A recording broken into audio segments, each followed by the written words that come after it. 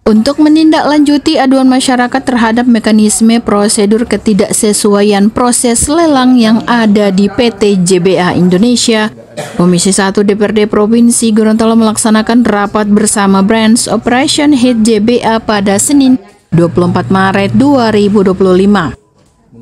Yang masukkan data di aplikasi jadi nggak ada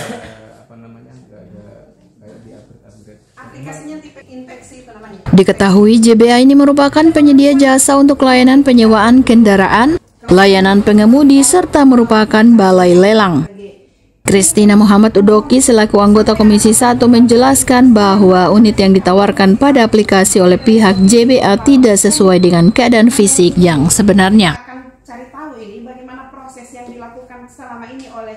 Sebelumnya, unit yang ditawarkan pada aplikasi ini adalah mobil Avanza tipe GI. Akan tetapi, ketika mobil hasil lelang tersebut akan diambil, yang tersedia hanyalah mobil Avanza tipe E.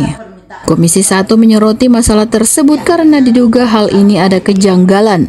Berharap jangan sampai ada masyarakat yang menjadi korban lagi atas masalah-masalah seperti ini. Tadi sudah dilaksanakan rapat dengar pendapat dengan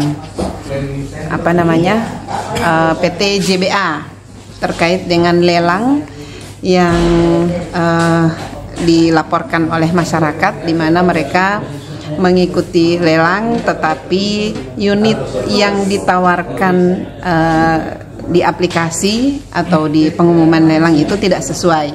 Yang tadinya di pengumuman barang yang dilelang atau unit yang dilelang itu mobil Avanza tipe G, ternyata ketika mobilnya mau diambil itu cuman ada tipe E.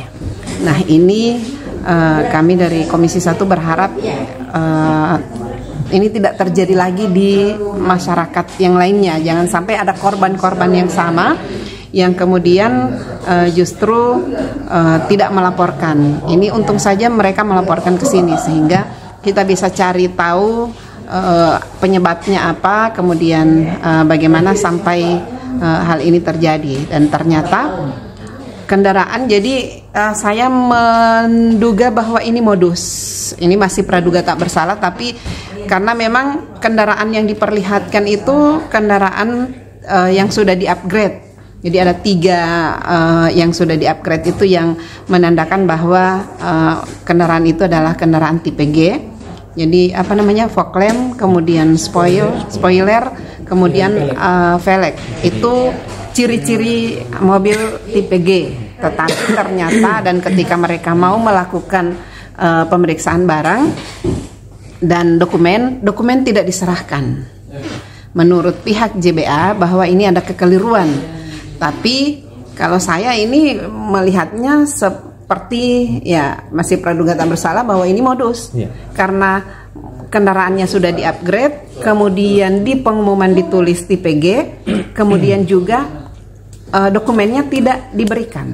Padahal kan di peraturan PMK itu 122/2023 itu sangat jelas bahwa ini harus ada kesesuaian antara dokumen dan objek lelang tersebut. Itu yang harus diperhatikan.